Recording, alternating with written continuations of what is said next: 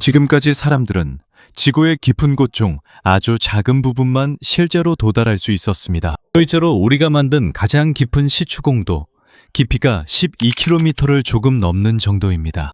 생각해보면 이것도 굉장히 깊지만 여전히 지구의 지각에는 도달하지 못했습니다. 즉, 인간이 만든 가장 깊은 구멍조차도 거대한 행성의 표면을 살짝 긁은 것에 불과하다는 뜻입니다. 모르는 분들을 위해 지구는 4개의 주요 층인 지각, 멘틀, 외핵, 내핵으로 이루어져 있습니다. 내핵은 행성의 중심에 있습니다. 그리고 만약 내핵에 도달하기 위해 땅을 판다면 약 6,371km나 파야 합니다. 하지만 이건 거의 불가능합니다. 왜냐하면 깊이 들어갈수록 온도와 압력이 더 높아지기 때문입니다. 그래서 빛, 공기, 통신, 그리고 장비를 제대로 유지하는 것도 더 어려워집니다. 작은 실수 하나만으로도 다시 지상으로 돌아올 수 없게 될 수도 있습니다. 그리고 이 영상에서는 사람들이 간단한 장비, 현대적인 로봇, 잠수함, 그리고 강력한 시추 장비를 사용해서 탐험하려고 했던 세계에서 가장 깊고 위험한 10곳에 대해 이야기해 보겠습니다. 그럼 바로 시작하겠습니다. 10번째는 손으로 판 가장 깊은 우물입니다. 영국 우딩딘에는 깊이가 거의 392m에 달하는 우물이 있습니다. 이 우물은 1858년에 파기 시작했습니다. 가난한 사람들이 살고 이러던 구빈원에 물을 공급하기 위해서였습니다. 그들은 지하수를 금방 찾을 수 있을 거라고 생각했습니다. 하지만 그들이 계속해서 파낸 것은 두껍고 마른 초크침이었습니다. 그들은 삽, 곡괭이, 밧줄, 그리고 양동이만을 사용해서 거의 4년 동안 일했습니다. 노동자들은 좁은 구멍으로 내려보내졌습니다. 그들이 파낸 흙과 돌은 위로 끌어올려졌습니다. 1862년 3월 16일, 마침내 그들은 물에 도달했습니다. 기네스 세계 기록에 따르면 우딩딘 우물은 391.6m에 달했습니다. 이것은 여전히 손으로 파낸 가장 깊은 우물입니다. 이것은 에펠탑의 높이보다도 더 깊습니다. 하지만 이 이야기에서 가장 중요한 부분은 그 깊이만이 아닙니다. 이 우물은 시축이 등장 전에 만들어졌습니다. 즉, 이 우물의 매 미터는 오직 자신의 힘과 단순한 도구에만 의존한 사람들이 파낸 것입니다. 9번째, 엘사카톤 내부의 로봇 임무입니다. 타마울리파스, 멕시코에는 엘사카톤이라고 불리는 거대한 물로 가득 찬 시설이 있습니다. 엘사카톤이라고 불리는 거대한 물로 가득 찬 싱크홀이 있습니다. 겉보기에는 식물로 둘러싸인 둥근 호수처럼 보입니다. 하지만 이 어두운 물 아래에는 300m가 넘는 거의 수직의 구멍이 있습니다. 1994년 동굴 잠수부 짐 보우든과 셰크 엑슬리가 이곳을 탐험하려고 시도했습니다.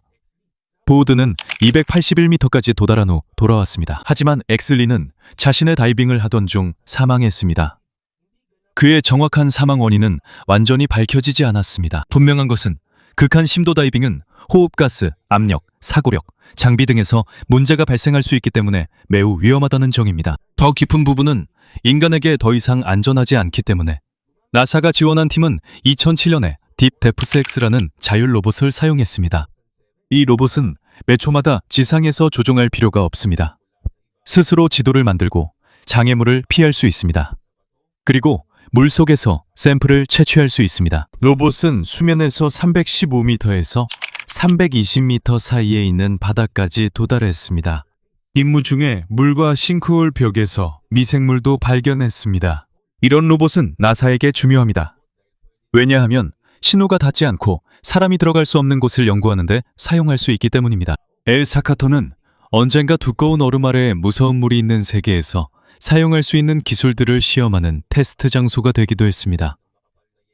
8번째, 라니에, 심연의 끝없는 미스터리. 체코 공화국에는 숲 한가운데 평범해 보이는 풀이 있습니다. 하지만 그 아래에는 라니의 심연이 있는데 이는 세계에서 가장 깊게 직접 측정된 담수 동굴입니다. 이곳은 단순히 지표면에서 내린 빗물로만 형성된 것이 아닙니다. 연구에 따르면 이곳의 대부분은 지하에서 올라오는 뜨겁고 산성인 물 때문에 형성되었습니다. 물이 석회암을 서서히 녹여 동굴이 점점 깊어지고 커졌습니다. 이곳을 탐사하는 것은 매우 어려웠습니다. 물은 뜨겁고 미네랄이 많습니다. 일부 지역에는 이산화탄소 농도도 높고 깊어질수록 시야가 더욱 흐려집니다. 2016년에는 원격 조종 무인 탐사기 동굴에 투입되었습니다. 이 차량은 수면 아래 404m까지 도달했습니다. 위쪽의 건조한 부분까지 합치면 총 측정된 깊이는 473.5m에 달합니다. 하지만 그럼에도 바닥을 발견하지 못했습니다. 그래서 2022년에 동굴을 다시 측정했고 측정 깊이는 519.5m에 도달했습니다. 하지만 이것이 동굴의 전체 깊이는 아닙니다. 현재 측정된 것보다 더 깊을 가능성도 있습니다. 통로가 더 깊어질수록 과학자들은 케이블, 소나, 로봇, 다이빙 장비를 사용하는데 더 많은 어려움을 겪게 됩니다. 7번째, 딘스 블루홀의 어둠 속 추락. 바하마의 롱아일랜드에는 딘스 블루홀이 있습니다. 그 가장자리에는 얕고 맑은 터키 석비물이 펼쳐져 있습니다. 하지만 해안에서 몇 미터만 떨어지면 갑자기 하얀 바닷바닥이 사라집니다. 그곳에서 거의 수직에 가까운 구멍이 시작되며 깊이는 200m에 달합니다. 동굴 잠수부 짐 킹은 1992년에 그 바닥에 도달한 적이 있습니다. 그래서 아무도 그 바닥을 본 적이 없다는 주장은 잘못된 것입니다. 딘스 블루홀은 세계 최고의 프리다이버들이 훈련과 대회를 하는 장소로도 유명합니다. 프리다이빙에서는 선수들이 한 번의 숨만으로 잠수합니다. 선수는 로프를 가이드 삼아 내려가고 몸속의 산소가 완전히 소진되기 전에 반드시 수면 위로 다시 올라와야 합니다. 점점 깊이 들어갈수록 압력 때문에 폐에 있는 공기가 눌리게 됩니다.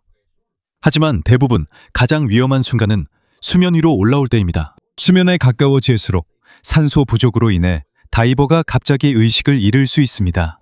이를 샬로우 워터 블랙아웃이라 하며 프로 대회에서는 안전다이버와 의료팀, 엄격한 규칙이 필수입니다.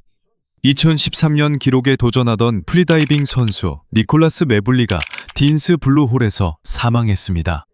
이것은 아무리 숙련되고 안전팀이 있는 다이버라도 너무 깊이 잠수하는 것은 여전히 진짜 위험이 있다는 것을 보여줍니다. 이곳은 세계에서 가장 깊은 블루홀이 아닙니다. 다른 나라에서 더 깊은 곳이 측정됐기 때문입니다. 그럼에도 불구하고 이곳은 여전히 가장 유명한 곳 중 하나입니다. 왜냐하면 깊은 구멍이 얕은 해변과 매우 가깝기 때문입니다.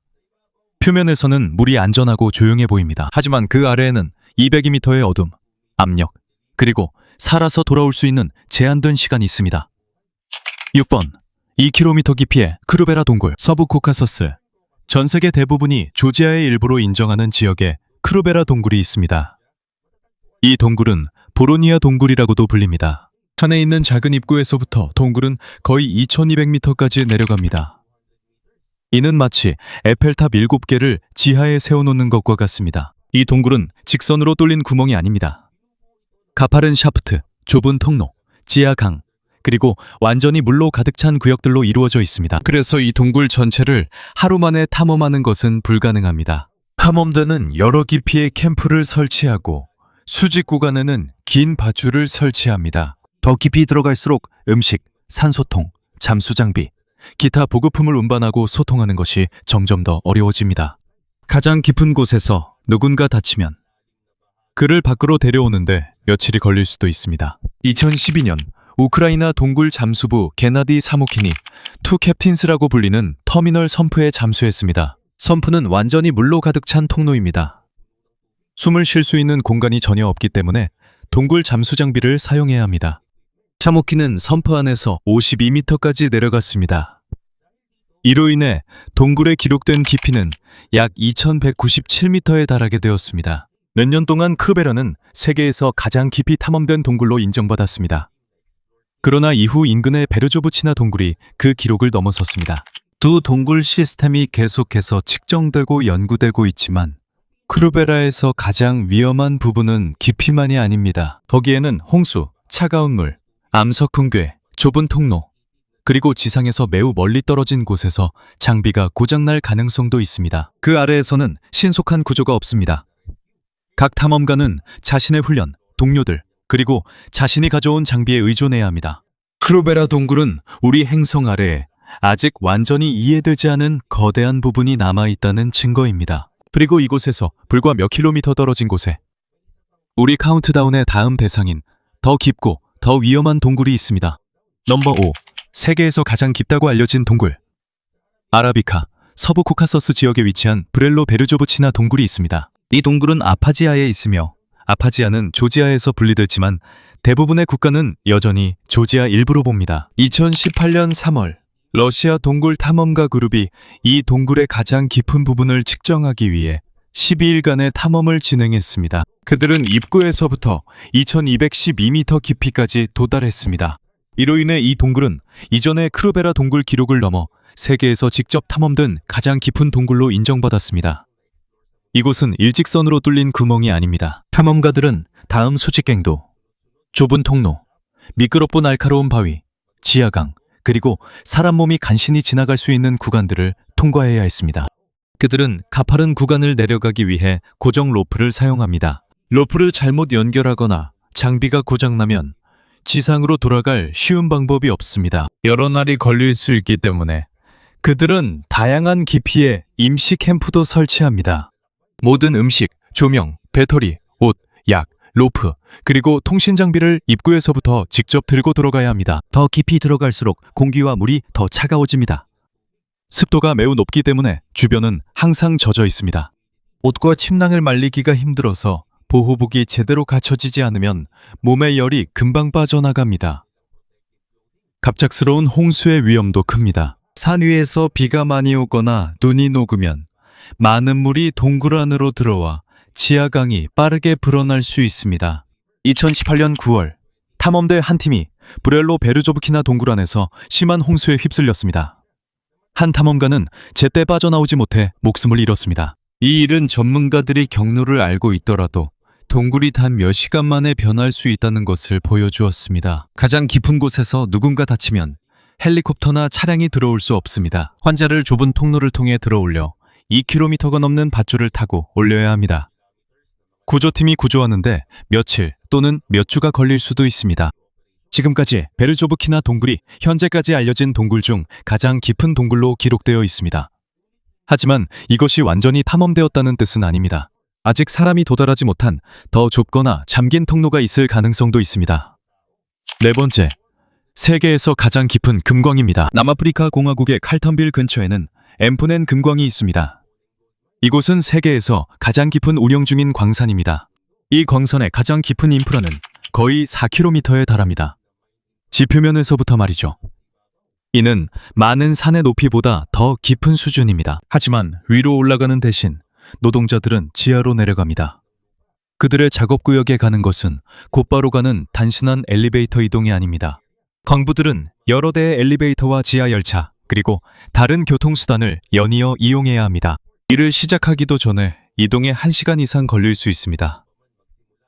더 깊이 내려갈수록 터널을 둘러싼 암석에서 나오는 열기가 더 강해집니다. 가장 깊은 곳의 암석의 자연 온도는 섭씨 60도 이상에 이를 수 있습니다. 사람은 이런 더위에서 오래 일할 수 없습니다. 그래서 광산에서는 대형 냉각 및 환기 시스템을 사용합니다. 그들은 차가운 공기와 냉각수를 아래로 보냅니다. 대형 팬은 터널에서 열기, 먼지, 연기, 그리고 위험한 가스를 제거합니다. 냉각 시스템이 멈추면 더위와 제대로 된 공기의 부족 때문에 그곳은 금방 위험해집니다. 그리고 모든 금이 있는 암석이 두꺼운 것도 아닙니다. 어떤 곳에서는 금이 들어있는 암맥의 두께가 1m도 되지 않습니다. 광부들은 좁은 터널을 따라 그 광맥을 쫓아가며 많은 암석을 깨트려야만 약간의 금을 얻을 수 있습니다. 단단한 암석을 부수기 위해 폭약이 사용됩니다. 그 후 광석을 모아 지상으로 옮겨 가공합니다. 채굴 작업에서 가장 큰 위험 중 하나는 안반 파열입니다. 지하에서는 엄청난 압력 때문에 터널 벽에서 돌이 갑자기 갈라지며 폭발하듯이 튀어나올 수 있습니다. 광산 작업과 암석의 자연스러운 움직임 때문에 작은 지진이 발생할 수도 있습니다. 그래서 그들은 철망, 콘크리트, 록볼트, 지진 센서, 그리고 모니터링 장비를 사용해서 어느 부분이 무너질 수 있는지 파악합니다. 지하에는 비상 대피소도 있습니다. 여기서 근로자들은 화재, 붕괴 또는 환기 문제와 같은 상황이 발생했을 때 구조팀을 기다리며 숨을 수 있습니다. 남아프리카 공화국에서는 자마자마즈라고 불리는 불법 광부들이 큰 문제입니다. 일부는 버려진 광산에 들어가 남아있는 금을 채취합니다. 그들은 합법적인 환기 시설, 안전 장비, 의료 지원 없이 몇 주 또는 몇 달 동안 지하에 머무를 수 있습니다. 하지만 포냉 광산의 가장 깊은 작업 구역에 수천 명의 불법 광부들이 상주하는 영구적인 지하 도시가 있다는 주장은 사실이 아닙니다. 포냉 광산의 특별한 점은 이곳을 운영하기 위해 필요한 엄청난 규모의 엔지니어링입니다. 지하 거의 4km 아래에서는 열, 공기, 물, 압력, 전기, 그리고 암석의 움직임까지 모두 통제해야 합니다. 중요한 시스템 중 하나라도 고장나면 사람들이 매일 일하는 이곳은 순식간에 사람이 살 수 없는 곳이 될 수 있습니다. 3번, 두 번째로 깊은 해구. 남태평양, 통가 근처와 뉴질랜드 북쪽에는 통가 해구가 있습니다. 이곳은 두 개의 지각판 경계에 형성되어 있습니다. 여기서 태평양판이 옆에 있는 판 아래로 서서히 가라앉고 있습니다. 가장 깊은 부분은 호라이즌 딥이라고 불립니다. 2019년 파이브딥스 탐험대가 현대식 소나를 사용해 이곳의 깊이를 측정했습니다. 측정 결과 이곳은 해저 약 1820m에 달하는 것으로 나타났습니다. 이는 마리아나 해구의 챌린저 딥에 이어 두 번째로 깊은 곳입니다. 이 정도 깊이에서는 햇빛이 전혀 들어오지 않습니다. 물의 온도는 거의 어는 점에 가깝고 압력은 지상보다 1000배 이상 강합니다. 사람의 몸은 대부분이 물로 이루어져 있기 때문에 쉽게 가라앉거나 압력에 눌려 으깨지지 않습니다. 하지만 폐와 귀처럼 공기가 들어있는 부위는 심각한 영향을 받게 됩니다. 일반 잠수함은 특별한 설계가 되어 있지 않으면 바로 파괴될 수 있습니다. 2019년 빅터 베스쿠버는 리미팅 팩터라는 잠수정을 이용해 호라이즌 딥의 해저에 도달했습니다. 그는 거의 2시간 반 동안 하강했습니다. 바닥에 도착하자 진흙투성이 해저를 돌아다니며 암석 샘플을 채취하려고 시도했습니다. 그가 그곳에 있는 동안 외부 배터리에 문제가 발생했습니다. 하지만 그가 있던 견고한 티타늄 챔버는 안전하게 유지되었고 그는 무사히 수면 위로 돌아왔습니다. 2022년에 통가 해구에서 과학자들이 정체를 알 수 없는 미스터리한 소리가 기록되었다는 주장에는 신뢰할 만한 근거가 없습니다. 고래, 지진, 선박 및 기타 자연현상의 소리를 듣기 위해 실제로 심해에서는 하이드로폰이 사용됩니다. 하지만 추처에서 언급된 설명할 수 없는 녹음은 엠브아리에서 발표한 연구에서 확인되지 않았습니다. 통가 해구가 특대를 지기 위해 꾸며낸 미스터리는 필요하지 않습니다. 그 위에는 거의 11km에 달하는 물이 있습니다. 직접 본 사람은 거의 없으며 두 번째는 바다에서 가장 깊은 곳입니다. 서태평양 마리아나 제도 근처에는 마리아나 해구가 있습니다. 그중 가장 깊은 부분은 챌린저 딥이라고 불립니다. 최신 측정에 따르면 이곳은 해수면 아래 약 1935m에 이르며 정확한 깊이를 측정하기 어려운 조건 때문에 약간의 오차가 있습니다. 만약 에베레스트 산을 그 안에 넣는다면 산의 정상도 여전히 물속에 2km 이상 잠기게 됩니다. 아래쪽은 거의 얼어붙을 정도로 온도가 낮고 햇빛도 전혀 들어오지 않습니다. 압력은 지상보다 1000배 이상 높습니다. 잠수정의 모든 작은 부분까지도 위에 있는 거의 11km에 달하는 물의 무게를 견딜 수 있어야 합니다. 1960년 자크 피카르와 도노올 씨는 트리에스테라는 바티스카프를 이용해 챌린저 딥에 도달한 최초의 인간이었습니다.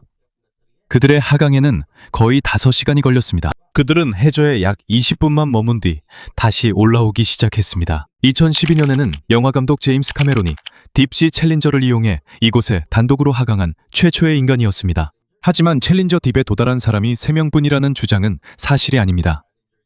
2019년부터는 리미팅 팩터를 이용해 많은 성공적인 잠수가 이루어졌습니다. 이곳에 하강한 사람들은 탐험가, 과학자, 우주비행사, 기타 승객들도 있습니다. 2022년에는 해양학자 돈 라이트가 이곳에 도달한 27번째 사람이 되었습니다. 해저에는 아무것도 없는 것처럼 보이지만 여전히 이곳에는 생명체가 존재합니다. 로봇 탐사에서는 바다오이, 작은 갑각류, 벌레, 그리고 극한 압력에서도 살아남을 수 있는 미생물들이 발견되었습니다. 이 생물들은 마린 스노우라고 불리는 것에 의존합니다. 마린 스노우는 죽은 식물, 동물, 그리고 유기물의 작은 조각들이 해저의 더 높은 곳에서 천천히 떨어지는 현상입니다. 가장 깊은 바다에서도 플라스틱 쓰레기와 인간이 만든 가른 폐기물들이 발견된 적이 있습니다. 이것은 거의 11km나 되는 깊은 곳조차도 인간의 영향이 미친다는 것을 보여줍니다. 1번, 인류가 뚫은 가장 깊은 구멍. 러시아 북서부 콜라반도에는 오래된 콘크리트 플랫폼에 박혀있는 작은 강철 뚜껑이 있습니다. 겉보기에는 평범한 뚜껑처럼 보이지만 그 아래에는 콜라 초심도 시추공이 있습니다.